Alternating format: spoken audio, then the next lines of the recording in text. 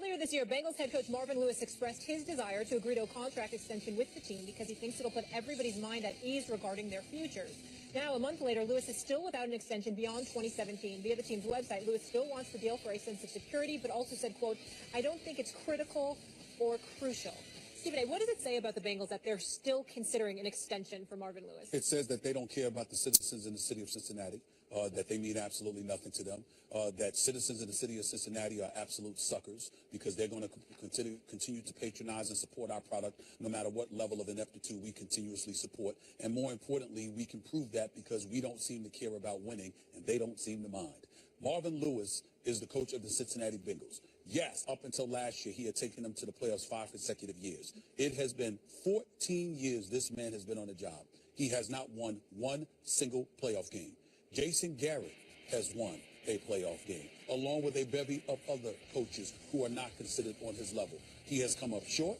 He has been held to a different standard. He is willing to get paid cheaper than other coaches are, which obviously ensures his tenure there, and that seems to be what they are prioritizing. So essentially, if you're in Cincinnati, you get what you pay for. Tease us, accumulate talent, give us a reason to believe that you have the potential, and that's all we need to sell you on. We don't have to win, and we prove it every year. We continue keeping Marvin Lewis as our coach. I totally disagree with that.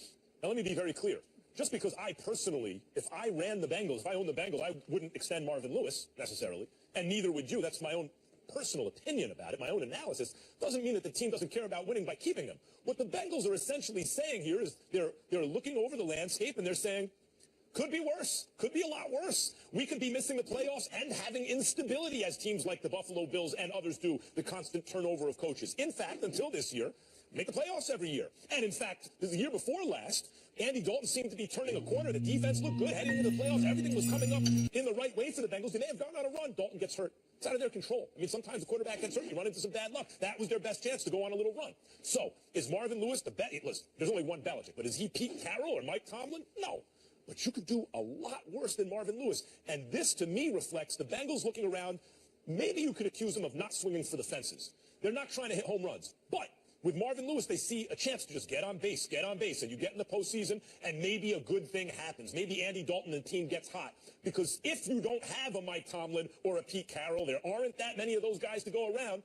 They're just getting to the dance, right? Getting to the playoffs with stability in the franchise. There's a lot of value in that. I don't think that's giving up on the city of Cincinnati, even if I might not make the same move. I think they survey the landscape and think this is our best shot.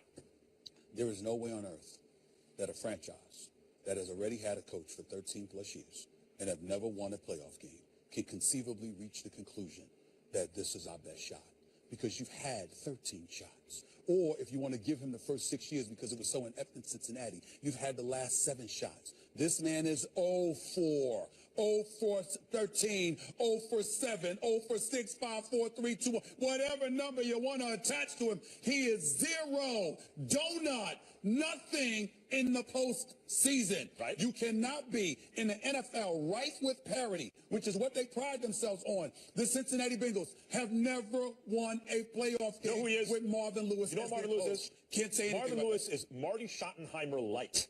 And Marty Schottenheimer, when you look at the body of work, one of the best coaches of his era. Didn't have luck in the postseason, and I think largely it was bad luck. Had a bad postseason record, but you know what the postseason is? The playoffs are, for all except Belichick, it seems, and 1 or 2 other guys. It's a coin flip. And if you flip a coin 10 times, chances are it's going to come up, 5 and 5, 6 and 4, but also might come up 7 and 3 or 8 and 2, and that's not a weighted coin. It's just the luck of the draw. Marvin Lewis seemed to be getting better the last half dozen years until this year. Seemed to me to be getting closer and closer until the year before last, when bad luck hit. Now you want to hold the first 6 years against him instead of much more recent evidence? Until injury ravaged that team, they looked like they had a good shot to me, almost as good a shot as any. Now you want to get rid of everything? Now you want to turn it over? Even if you understand that point of view, which I do, doesn't mean that the Bengals are, by maintaining the status quo, telling the people of Cincinnati, we give up, we're not trying to win. It's that they think this is the best chance to win, and given his recent half-dozen-year success, I think they might be right. Brilliant elocution on your part, Max. Congratulations. I'm happy for you because you made it sound so beautiful. I'm going to try again. Oh, for 14 and counting. That's all I got to say. Stephen A. is ready for new blood.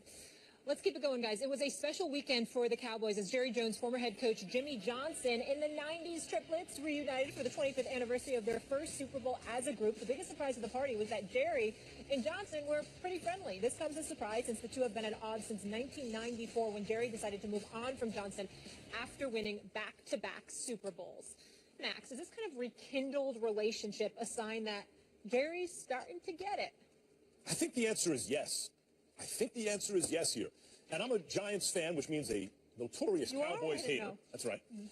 Boy, I hate the Cowboys. And yet, and by the way, it's been a lot of fun as a Giants fan watching this narcissist in his old age kind of devolve to the place where, at first he was very good at manipulating the rules, going back 2 decades plus. And then the league caught up, and he hasn't been good at much of anything as a GM. But in the autumn of his years, Stephen A., and by autumn, I mean like December 20th, like winter is coming, like Game of Thrones with this guy. I mean, he's getting up there in age, and I think what a narcissist sees their reflection in everything. And when he looks at that handsome devil looking back at him, I think he would like a dignified old age, a dignified final act, where he could actually enjoy winning again. And I think we're seeing that in the reconciliation with Jimmy Johnson to the extent that it's a reconciliation, and the ceding of power to his son, which has resulted in an excellent team. I think, yes, in the autumn of his years, he's getting it. This is funny. This is absolutely hilarious. Let me get this straight. So because they hooked up together and had some nice dinner, shaking hands, being complimentary with one another, probably hugging and singing Kumbaya to one another, Jerry Jones gets it? Oh, just stop it. That's not what happened here. You know what happened here? The Cowboys actually looked respectable this year. That's what happened. They looked respectable without Jimmy Johnson. That's what happened here. Because he's been gone and he isn't around to take any credit, and you can't help but give Jerry Jones some credit, he doesn't mind being seen in the same vicinity as Jimmy Johnson, because Jimmy Johnson's on Fox on Sundays. Jimmy Johnson's on Fox on Sundays. Jerry Jones is not. So because Jerry Jones is not and Jimmy Johnson ain't there to take credit, to lead off of it, because we got to remember the last time Jerry Jones was relevant was when they was winning 3 Super Bowls in 4 years. And even though they won that last Super Bowl, that was Jimmy Johnson's team. That was Jimmy Johnson's team. That was Jimmy Johnson's personnel, and Jerry Jones still wasn't getting credit. But 22 years later, even though you haven't won, even though you haven't won a Super Bowl, they didn't win a playoff game this year. Well, listen, they didn't win a playoff game this year. Yeah, but you went 13-3. You are on the come up. You look respectable, and as a result, we're talking about the youth on the Cowboys. So Jimmy Johnson is not a threat to me anymore. I can now be very interesting take. That's what this is. That is. I agree with you, Molly. That's a very interesting take, a strong take out of you, Stephen A. Usually is. But when you say what happened was, it didn't just happen. It wasn't happenstance. It was his son, Stephen Jones, taking control, picking offensive linemen. I think it was in the first round 4 out of 5 seasons. Very difficult it must have been for Jerry Jones to do that with all like the sexy skills position. Yeah, and he keeps saying Zach Martin, one offensive lineman after another in the first round. It didn't just happen. It wasn't a passive arrangement. It was an active change in the organization. That in itself shows maturity on the part of a very old man, by the way, but okay, we all mature at different rates. And the fact that he can now, even if the embrace of Jimmy Johnson here is a result of the success of the team having nothing to do with Jimmy Johnson, it still has to do with Jerry Jones ceding power. And that is maturity. That's what led to this moment. They still haven't won a playoff game. Maturity? Jerry Jones. Yes. Really? I remember when I was watching Saturday Night Live and Alec Baldwin was talking about, oh, come on, I'm just trying to be cool. Back then, I was a shy, impetuous 59-year-old man. All right, you understand what I'm saying? I'm not paraphrasing there, but that's basically what he was saying. So Jerry Jones, who's, 73, 74 years old, he's matured. Emotionally, that's what we're saying. He's matured. Really? That's your argument? Stop it. The fact is, Jimmy Johnson's been gone long enough where he can no longer steal credit from Jerry, and as a result, Jerry is okay being around him. But if you saw Jimmy Johnson and you thought about him and Jerry Jones together, you would inevitably find yourself giving Jimmy Johnson credit instead of Jerry Jones. And that's what you're looking at it in a vacuum. Look at it in the context of a larger situation of what's going on with the Dallas Cowboys.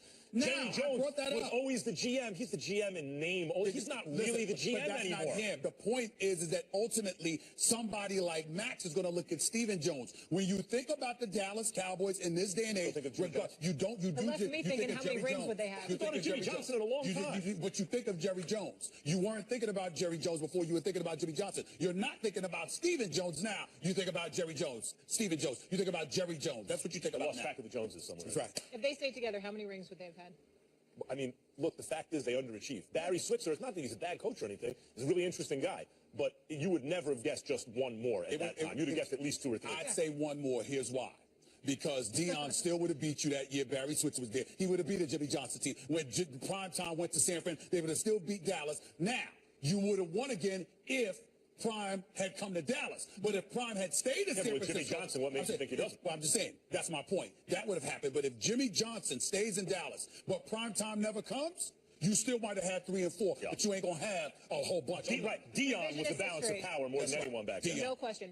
Stephen A's final take will look at the historic night for ESPN at the Oscars, but the night ended with controversy. The Academy Award for Best Picture. Come on. La La Land. There's a mistake. Earlier this year, Bengals head coach Lmarvin Lewis expressed his desire to agree to a contract extension with the team because he thinks it'll put everybody's mind at ease regarding their futures. Now, a month later, Lewis is still without an extension beyond 2017. Via the team's website, Lewis still wants the deal for a sense of security, but also said, quote, "I don't think it's critical or crucial." Stephen A., what does it say about the Bengals that they're still considering an extension for Lmarvin Lewis? It says that they don't care about the citizens in the city of Cincinnati, that they mean absolutely nothing to them, that citizens in the city of Cincinnati are absolute suckers because they're going to continue to patronize and support our product no matter what level of ineptitude we continuously support. And more importantly, we can prove that because we don't seem to care about winning and they don't seem to mind. Lmarvin Lewis is the coach of the Cincinnati Bengals. Yes, up until last year, he had taken them to the playoffs 5 consecutive years. It has been 14 years this man has been on the job. He has not won one single playoff game. Jason Garrett has won a playoff game, along with a bevy of other coaches who are not considered on his level. He has come up short. He has been held to a different standard.